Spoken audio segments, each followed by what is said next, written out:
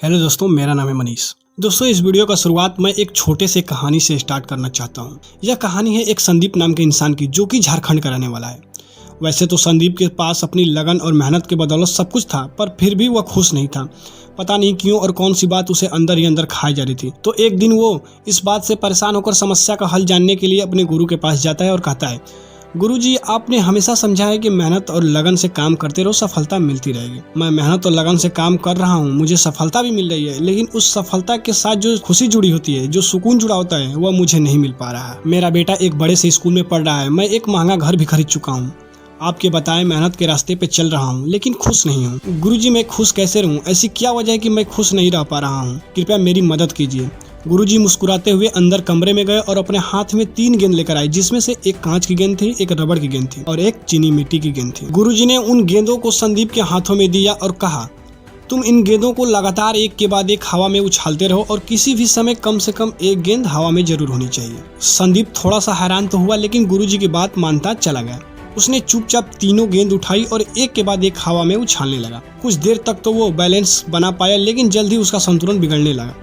उसने जैसे तैसे कांच और रबड़ की गेंद को पकड़ ली, पर अब वह चीनी मिट्टी गेंद को पकड़ता तो कोई न कोई गेंद नीचे गिर जाती।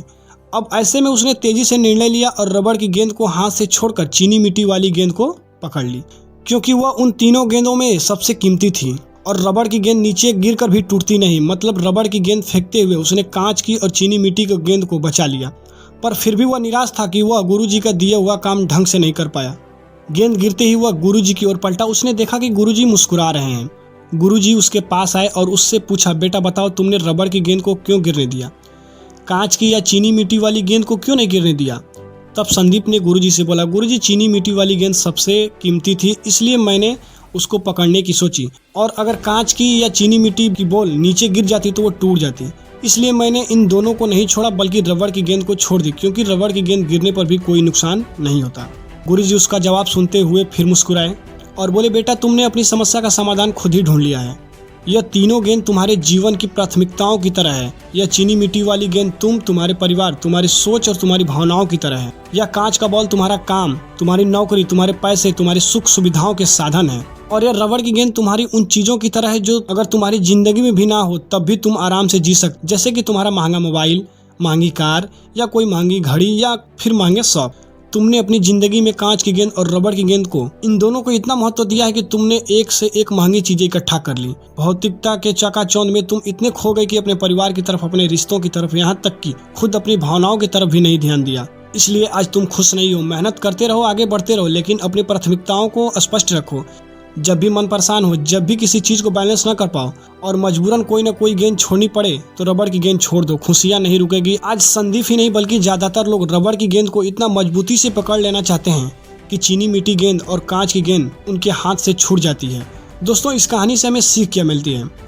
काम के पीछे मत भागो, पैसे के पीछे इतना भी मत भागो कि खुशियां पीछे छूट जाए। दोस्तों, आप भी अपने जीवन की प्राथमिकताओं पर ध्यान देते हुए जीवन के लक्ष्य को हासिल करें। देखिए दोस्तों, यह मोटिवेशनल स्टोरी, मोटिवेशनल थॉट्स ही हैं जो मोटिवेशन देती है, मोटिवेट करती है कुछ कर दिखाने की, जो आपके अंदर हौसला और उम्मीद जगाती है मुकाम को हासिल करने की। हर इंसान के लाइफ में एक छोटी सी उम्मीद बहुत मायने रखती है। उम्मीद एक सफल इंसान बनने की, उम्मीद एक मुकाम को हासिल करने की, उम्मीद कुछ कर दिखाने की, उम्मीद हर मुश्किलों का सामना करने की। दोस्तों, यह एक उम्मीद ही है जो इंसान को कामयाबी की तरफ अपना पहला कदम उठाने का हौसला देती है। वो इंसान जो कि एक छोटी सी उम्मीद के विश्वास पर जब अपना पहला कदम कामयाबी के मुकाम को हासिल करने के लिए बढ़ाता है, तो उसके रास्ते में हजारों रुकावटें, मुश्किलें आती हैं, जिनका वो एक के बाद एक सामना करता हुआ अपनी मंजिल की तरफ आगे बढ़ता चला जाता है। इस तरह जैसे जैसे वो मुश्किलों का सामना करता जाता है, उसकी उम्मीद विश्वास में बदलती जाती है। इसी विश्वास की ताकत से एक दिन वो अपने मुकाम को हासिल कर लेता है। तो यह उम्मीद आखिर आती कहाँ से है? यह उम्मीद आती है एक विश्वास से। विश्वास आता है पॉजिटिव थिंकिंग से, और यह पॉजिटिव थिंकिंग बनती है मोटिवेशन से, मोटिवेशनल बातें से, मोटिवेशनल स्टोरी से। तब जाकर उसको मोटिवेशन मिलता है। यह मोटिवेशनल सोर्स अलग अलग प्रकार के हो सकते हैं, जैसे कि यह मोटिवेशन मिलती है सफल इंसान के जीवन से, संघर्ष से सफल इंसान के जीवन से। तो दोस्तों, इस चैनल पर आपको ऐसे बहुत सारे मोटिवेशनल कहानियां मिलेंगी जिसे सुनकर आप मोटिवेट हो सकते हैं और आपके अंदर मंजिल को हासिल करने का जज्बा जाग सकता है। आपके अंदर कुछ कर दिखाने का जज्बा, मुकाम को हासिल करने का हौसला, उम्मीद और विश्वास जगाता है, जिससे लाइफ में आने वाली हर रुकावट, हर मुश्किल आपको छोटी से छोटी नजर आने लगेगी और आप आसानी से हर मुश्किलों का सामना करते हुए अपने मंजिल को हासिल कर लेंगे। तो दोस्तों इसी के साथ इस वीडियो को करते हैं समाप्त। तब तक के लिए जय Hind, best of luck all of you.